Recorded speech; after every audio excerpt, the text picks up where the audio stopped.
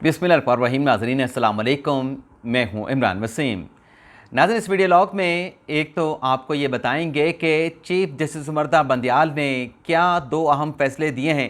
उन फैसलों से मुतल्लिक आप नाज़रीन को आगाह करेंगे और साबिक़ वज़ीर आज़म इमरान ख़ान के दौरे हुकूमत के स्कैंडल की तहकीकात का हुक्म, ये क्या मामला है, इसकी तफसीलात भी आपकी खिदमत में पेश करेंगे और इमरान ख़ान की किस बात पर सरजनिश की गई है और ख़वातीन के सामने बेहुदा हरकत करने वाले शैतान के ख़िलाफ़ किस किस्म की कार्रवाई, किस किस्म का एक्शन लिया गया है।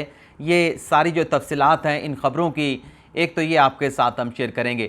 इसके अलावा कुछ दीगर ख़बरें भी हैं जिनका ताल्लुक़ पाकिस्तान की सियासत से भी है, जिनका ताल्लुक़ जो है वो अदालती महाज से भी है, तो उन ख़बरों की डिटेल्स भी आप नाज़रीन के साथ हम शेयर करेंगे।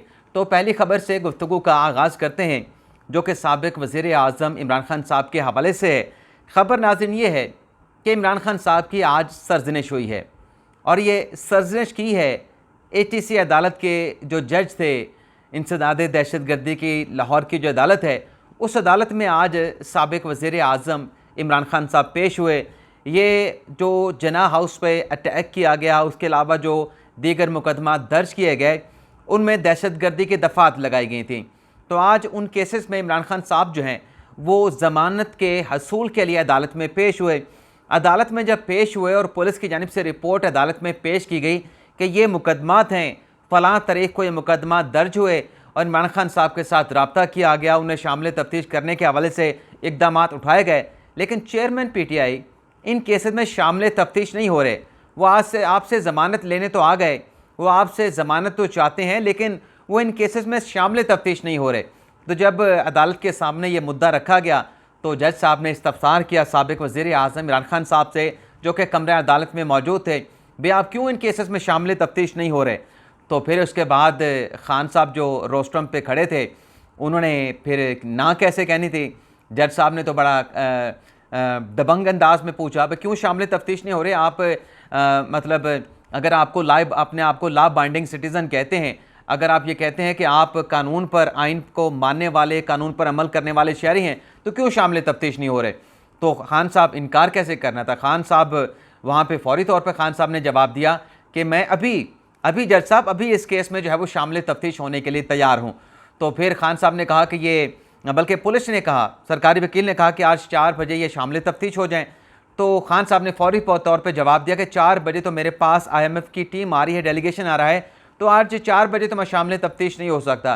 तो फिर जज साहब ने एक बड़ा अहम हुक्म दिया ख़ान साहब को, जो कह रहे थे कि आप ज़मान पार्क आ जाएँ पुलिस को, मैं शामिल तफ्तीश हो जाऊँगा। तो फिर ख़ान साहब को जज साहब ने हुक्म दिया कि आप ऐसा करें, आज IMF के डेलीगेशन के साथ मिल लें, लेकिन 14 जुलाई तक, यानी आज 7 जुलाई है, ख़ान साहब को 7 दिन का वक्त दे दिया जज साहब ने, ATC अदालत के जज ने, कि आप 14 जुलाई तक इन केसेस में शामिल तफ्तीश हो जाएँ और 21 जुलाई तक आपकी जो ज़मानतें हैं उनमें हम तौसीक़ कर रहे हैं। इसके अलावा नाज़रीन, असद उमर और शाह महमूद कुरैशी साहब के नाम भी इन केसेस में शामिल थे, उनकी ज़मानतें भी 21 जुलाई तक जो है वो एक्सटेंड कर दी गई।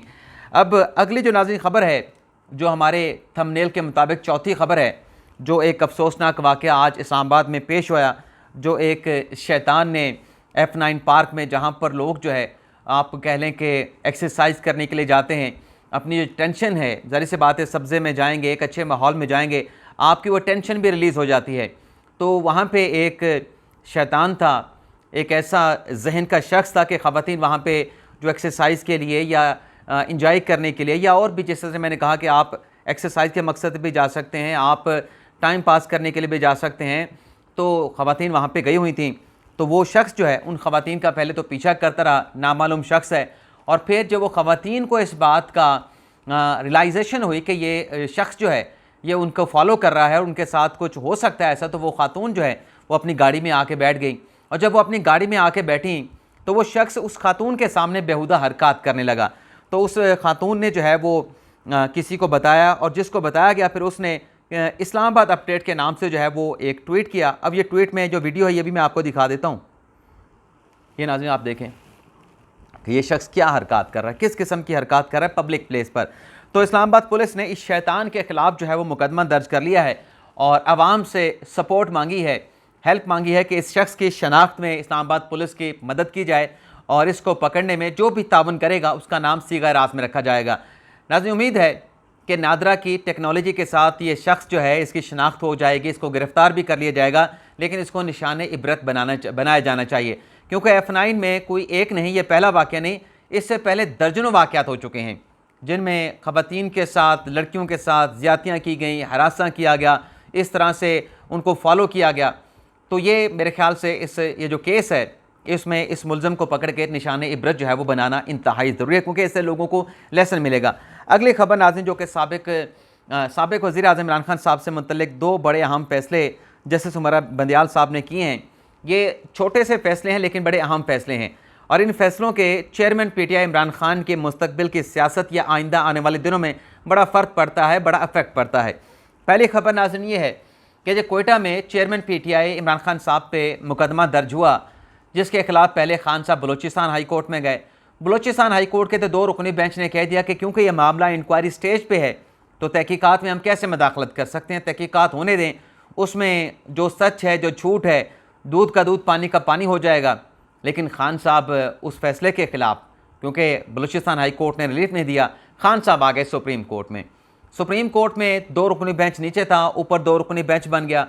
तो बात तो किसी हद तक, यानी जो खान साहब के बारे में कहा गया कि हुक्म इम्तना दे दी जाए, जो FIR उनके खिलाफ कोयटा में वकील के कत्ल की दर्ज की गई है उस पर अमल दरामद रोक दिया जाए, उसको सस्पेंड कर दी जाए, तो ये बात तो ये इस्तदाएँ खान साहब की रद्द कर दी गई। लेकिन 3 रुकनी बेंच बनाने की सिफारिश जो है वो इजाज़ुल हसन साहब की बेंच ने कर दी, लेकिन उसमें तारीख़ जो है वो अर्ली मांगी जा रही थी। अब तारीख़ नहीं मिली खान साहब को और कहा कि आप चीफ़ साहब को दरख्वास्त दें। चीफ़ साहब को अर्ली हियरिंग की दरख्वास्त दी कि जुमे के रोज़ आप इस दरख्वास्त को जो है समाअत के लिए मुकर्रर कर लें। तो कल भी खान साहब की दरख्वास्त जो है वो मुकर्रर नहीं हुई, अर्जेंट हियरिंग की दरख्वास्त दी थी। तो आज नीचे तोशा खाना अदालत में वहाँ पर समाअत हुई है, खान साहब के इफ्तिदा को रद्द कर दिया गया है और कल तक उस केस की समाअत को मुलतवी किया गया है। लेकिन कल भी सुप्रीम कोर्ट में कभी कभार हफ्ते को भी समाअत हो जाती है, अतवार के रोज़ भी समाअत होती रही माजी में। तो खान साहब की वो जो अर्ली हियरिंग की दरख्वास्त है कि अगर आप मेरी फौरी तौर पे दरख्वास्त पे समाअत नहीं करेंगे तो मेरा नाकाबिले तलाफ़ी नुकसान हो जाएगा। तो खान साहब की दरख्वास्त पे आज भी कोई फ़ैसला नहीं हुआ, कल भी खान साहब की दरख्वास्त समाअत के लिए मुकर्रर नहीं होगी। तो ये एक खान साहब के ख़िलाफ़ बंदियाल साहब का छोटा सा उसके ख़िलाफ़ फ़ैसला है।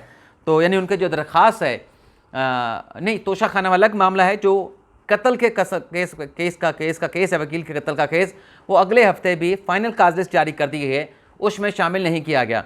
और जो तोशा खाना का केस है, जो अलग से खान साहब ने अर्ली हियरिंग डाली थी, वो भी मुकदमा ना आज समाअत के लिए मुकर्रर हुआ है और ना ही कल, क्योंकि कल तोशा खाना का, क्योंकि आज ट्रायल कोर्ट में समाअत हुई है जिसमें खान साहब के जो वकील थे, माफ़ कीजिएगा नाज़रीन, ख्वाजा हारिस साहब, वो पेश नहीं हुए। बैरिस्टर गौहर ने जज दिलावर हमायूं साहब से कहा कि क्योंकि मेन जो लॉयर हैं खान साहब के वो ख्वाजा हारिस साहब हैं, वो मसरूफ़ हैं, वो आज नहीं आ सके। तो इलेक्शन कमीशन के वकील ने आज कॉन्टेस्ट किया केस। उन्होंने कहा कि इलेक्शन कमीशन तो केस चलाना चाहता है, लेकिन खान साहब के वकला ताख़ीरी हरबे इस्तेमाल कर रहे हैं। ख्वाजा हारिस साहब की कोई मसरूफियत नहीं थी, क्योंकि इस केस को लंबा करना है, कोई फ़ैसला ना हो, तो इसलिए इस किस्म के प्रोलॉन्ग करने के, केस को लंबा चलाने के हरबे इस्तेमाल हो रहे हैं। वैसे नाज़रीन, अमजद परवेज़ साहब, इलेक्शन कमीशन के वकील की बात ये बोलकर दुरुस्त लगती है। आज अगर सुप्रीम कोर्ट में इमरान खान साहब की अपील समाअत के लिए मुकर्रर हो जाती तो तमाम मसरूफियात जो भी ख्वाजा हारिस साहब की थी उनको तर्क करके आज वो सुप्रीम कोर्ट में होते। लेकिन बाज़ार ऐसा लगता है कि चूँकि नीचे मुकदमा चलाना नहीं था और सुप्रीम कोर्ट में अपील का इंतज़ार किया जा रहा था, तो आज ख्वाजा हारिस साहब पेश नहीं हुए और बैरिस्टर गौहर साहब ने पेश होकर अदालत से तारीख़ लेने की कोशिश की, जिसमें वो कामयाब हो गए। लेकिन लंबी तारीख़ नहीं मिली, उन्हें कल की तारीख़ दे दी। इमरान खान साहब को आज की हाज़िरी से इस्तिस्ना भी दे दिया, लेकिन साथ में कहा कि कल ख्वाजा हारिस साहब जो हैं इस केस में अपनी हाज़िरी को यकीनी बनाए। तो कल खान साहब के वकील उस केस में पेश होंगे। जज दिलावर हमायूं साहब तोशा खाने की समाअत को आगे बढ़ाने की कोशिश करेंगे, लेकिन सुप्रीम कोर्ट से फ़िलहाल ऐसी कोई वाइब्स नहीं कि खान साहब की जो तोशा खाना की अपील है इस्लामाबाद हाई कोर्ट के फ़ैसले के ख़िलाफ़, वो कब समाअत के लिए मुकर्रर होगी। ये ज़रूर है कि अगले हफ्ते समाअत के लिए मुकर्रर हो जाएगी, लेकिन ना आज हुई है ना कल हुई है, क्योंकि कल भी तोशा खाना की समाअत हो गई। पीर के रोज़ होती है नहीं होती, ये कल शाम को, मतलब आफ्टरनून में पता चलेगा। अब आ जाते हैं नाज़रीन, एक और ख़बर आपके साथ हम शेयर कर लें। पब्लिक अकाउंट कमेटी की ये ख़बर है नाज़रीन, और बड़ी ख़बर है। ख़बर नाज़रीन है कि जो शहरियों का डाटा लीक हो जाता है और ऑफिशियल जो कौमी सलामती के इदारे को जो सरबरान हैं उनका डाटा भी लीक हो जाता है, कमर बाजवा साहब का हुआ, आर्मी चीफ आसिम मुनीर शाह साहब का हुआ। तो इस पे पब्लिक अकाउंट कमेटी के चेयरमैन नूर आलम खान साहब ने नादरा को ये हुक्म दे दिया है कि आप इस मामले की तहकीकात करें कि जो प्रोटेक्टिव डाटा है शहरियों का, आला ऑफिशियल का, अस्करी हुकाम का, वो कैसे लीक होता है, कौन इसमें इन्वॉल्व हैं। इस हवाले से एक GIT बनाई जाए। जो भी इसमें मुलव्वस है, छोटा है चाहे कि जितना भी बड़ा है, उन्हें मंज़िल पे लाया जाए, कानून के कटहरे में लाया जाए। इसके अलावा नाज़रीन, पाकिस्तान तहरीक इंसाफ के एक और रहनुमा जो है वो गिरफ़्तार हो गए हैं। अब्दुल बासित चौधरी साहब इनका नाम है, डॉक्टर अमजद साहब के बेटे हैं और ये अफ़गानिस्तान फ़रार होने की कोशिश कर रहे थे, जहाँ पर इन्हें FIA ने गिरफ़्तार कर लिया।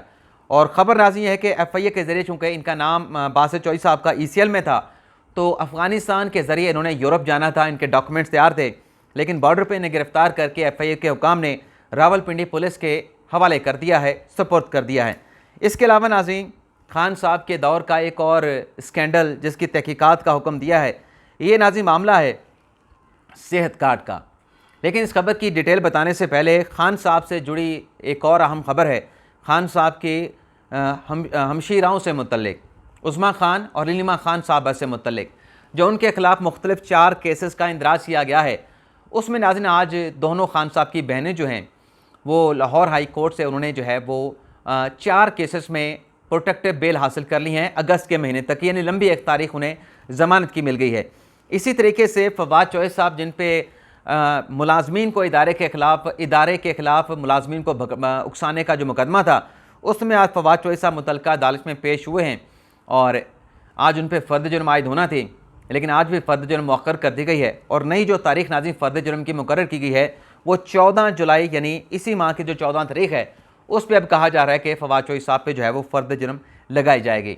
ये नाज़रीन वही मुकदमा है जहाँ पर इलेक्शन कमीशन एक तरफ फवाद चौधरी के ख़िलाफ़ तौहीन इलेक्शन कमीशन की कार्रवाई कर रहा है और दूसरी जानिब वही इलेक्शन कमीशन फवाद चौधरी के ख़िलाफ़ पुलिस थाने में FIR का इंदराज भी करा चुका है।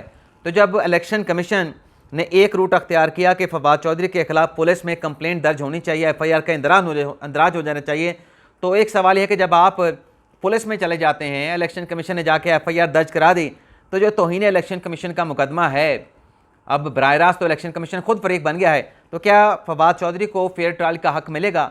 ये बड़ा अहम सवाल है। जो तौहीन इलेक्शन कमीशन का मुकदमा है इलेक्शन कमीशन का, उसमें क्या फवाद चौधरी को फेयर ट्रायल का हक़ मिलेगा?